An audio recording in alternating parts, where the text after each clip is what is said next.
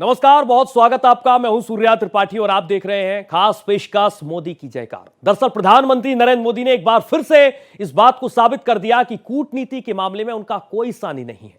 दुनिया में मची उथल पुथल के बीच भारत के लिए अब एक्ट ईस्ट पॉलिसी पर अमल जरूरी हो गया है और इसी को ध्यान में रखते हुए पीएम मोदी ने ब्रुनेई और सिंगापुर का दौरा करके इस रिश्ते को और मजबूती दे दी है। दरअसल इस पॉलिसी के तहत पीएम मोदी ने हिंद महासागर और साउथ चाइना सी में चीन की चुनौती से निपटने की रणनीति बनाई है। भौगोलिक दृष्टि से कई अहम, आपको ये बता दें कि ब्रुनेई के साथ ही सिंगापुर के साथ भारत के मजबूत हो रहे रिश्ते चीन की नींद उड़ाने के लिए काफी है। दक्षिण चीन सागर में स्थित ब्रुनेई भारत की एक्ट ईस्ट पॉलिसी में अहम रोल अदा करता है। तो प्रधानमंत्री मोदी की ब्रुनेई और सिंगापुर दौरे की आखिरकार अहमियत क्या है और किस तरह से एक्ट ईस्ट पॉलिसी ले रहा है नया आकार, इसी पर पेश है हमारी ये खास पेशकश मोदी की जयकार। पीएम मोदी का पूरा मिशन।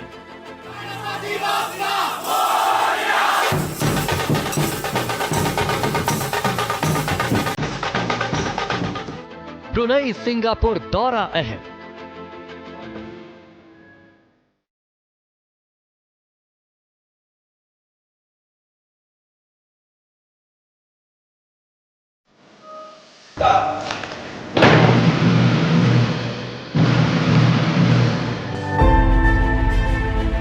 गर्मजोशी भरे स्वागत के लिए मैं आपका हार्दिक धन्यवाद करता हूं।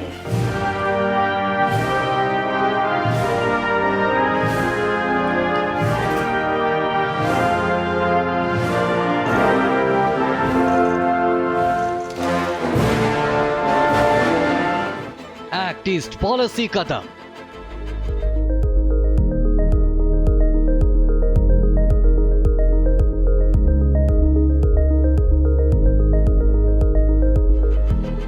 बीजिंग हो रहा बेदम।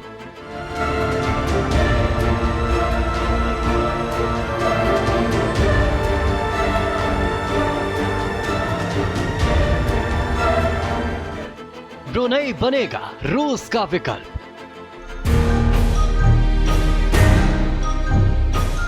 भारतीय प्रधानमंत्री की ब्रुनेई की यह पहली द्विपक्षीय यात्रा है, लेकिन यहां मिले अपनेपन ने मुझे दोनों देशों के सदियों पुराने संबंधों का एहसास हर पल हम अनुभव कर रहे हैं।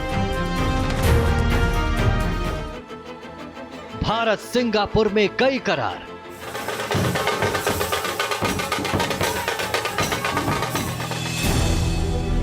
दियावर रामचंद्र की।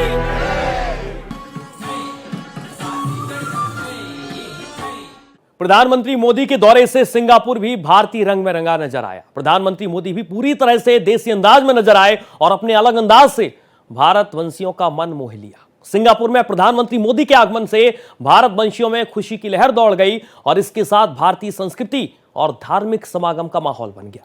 सिंगापुर में भारतीय को अच्छी खासी यहां पर भारतीयों की तादाद है और वो आसियान देशों में भारत का सबसे बड़ा ट्रेड पार्टनर भी है। इस रिपोर्ट को देखिए।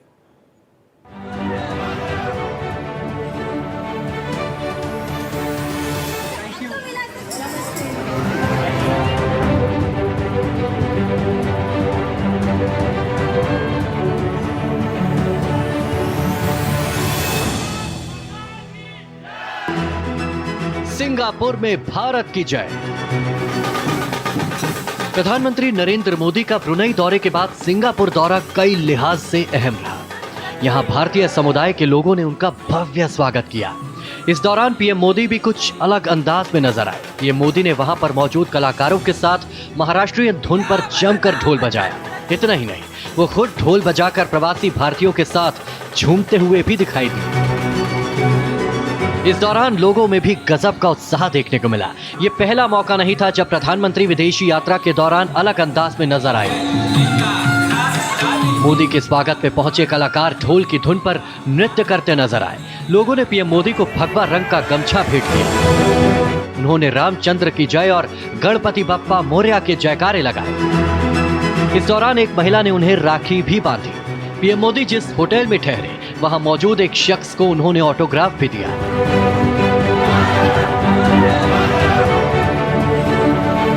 पीएम मोदी 6 साल के बाद सिंगापुर पहुंचे थे। इससे पहले उन्होंने नवंबर 2018 में सिंगापुर का दौरा किया था।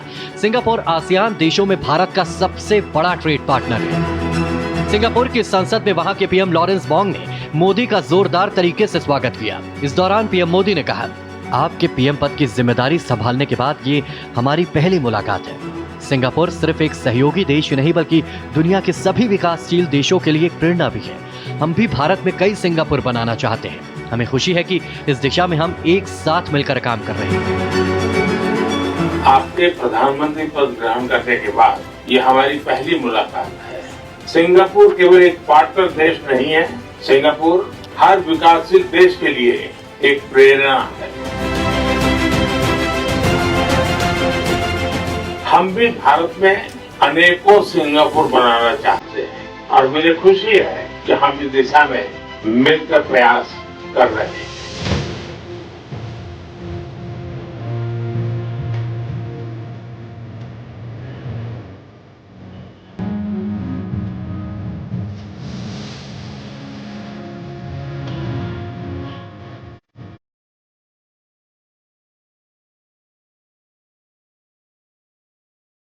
स्केल भी आप कल्पना कर सकते हैं। सिर्फ हमने गरीबों के लिए घर बनाए 4 करोड़ घर।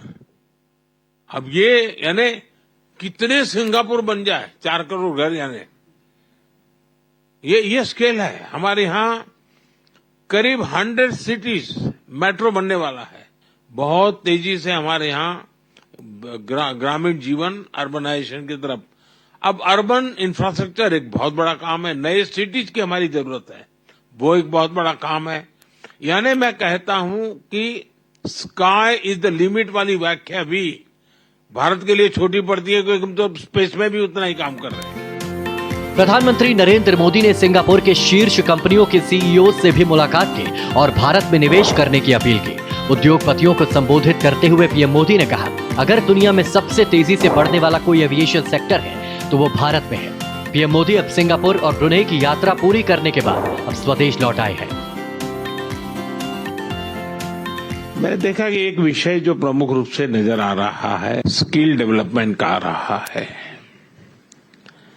और भारत भी इंडस्ट्री 4.0 को ध्यान में रखते हुए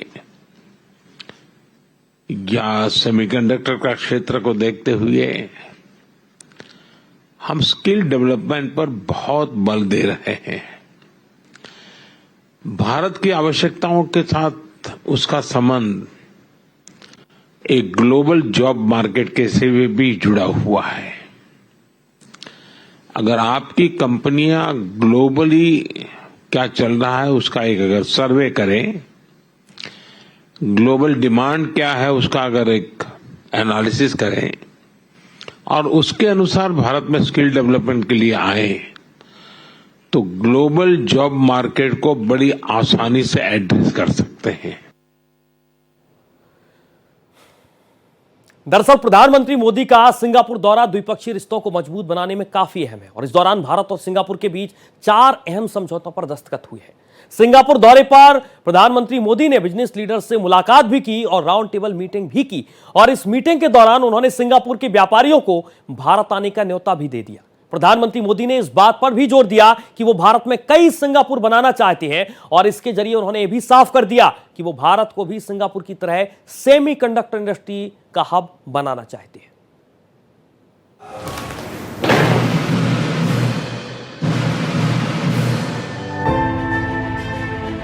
गर्मजोशी भरे स्वागत के लिए मैं आपका हार्दिक धन्यवाद करता हूं।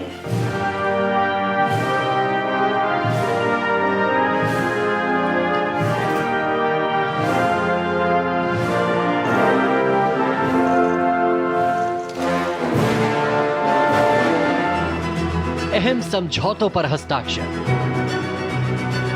प्रधानमंत्री नरेंद्र मोदी ने लॉरेंस वोंग के साथ प्रतिनिधि मंडल स्तर की वार्ता की। बैठक में भारत के विदेश मंत्री एस जयशंकर और राष्ट्रीय सुरक्षा सलाहकार एनएसए अजीत डोभाल भी मौजूद रहे। बयान में आर्थिक संबंधों में मजबूत प्रगति पर गौर करते हुए दोनों नेताओं ने दोनों देशों के बीच व्यापार और निवेश प्रवाह को और बढ़ाने का आह्वान किया। इसमें बताया गया है कि प्रधानमंत्री ने इस बात पर प्रकाश डाला कि भारतीय अर्थव्यवस्था में करीब 160 अरब अमेरिकी डॉलर के निवेश के साथ सिंगापुर भारत का एक प्रमुख आर्थिक साझेदार है। उन्होंने कहा कि भारत में तेज और सतत विकास ने सिंगापुर की संस्थाओं के लिए निवेश के अपार अवसर खोले हैं। मोदी और बोंग ने हरित गलियारा परियोजनाओं में तेजी लाने का भी आह्वान किया। दोनों नेताओं ने अगस्त 2024 में सिंगापुर में आयोजित दूसरे भारत सिंगापुर मंत्री स्तरीय गोलमेज सम्मेलन में परिणामों पर चर्चा की।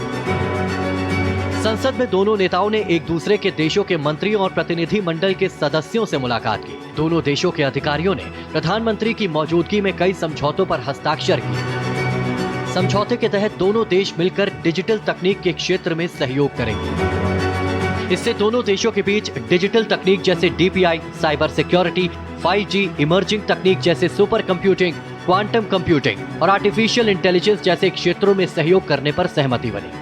इसके अलावा दोनों देशों के बीच श्रमिकों के कौशल को बढ़ाने और डिजिटल डोमेन में काम करने वाले लोगों के स्किल को बेहतर बनाने को लेकर भी समझौता हुआ है। इससे दोनों देशों के बीच डिजिटल तकनीक जैसे DPI, cyber security, 5G, emerging तकनीक जैसे सुपर कंप्यूटिंग, क्वांटम कंप्यूटिंग और आर्टिफिशियल इंटेलिजेंस जैसे क्षेत्रों में सहयोग करने पर सहमति बनी। इसके अलावा दोनों देशों के बीच श्रमिकों के कौशल को बढ़ाने और डिजिटल डोमेन में काम करने वाले लोगों के स्किल को बेहतर बनाने को लेकर भी समझौता हुआ है।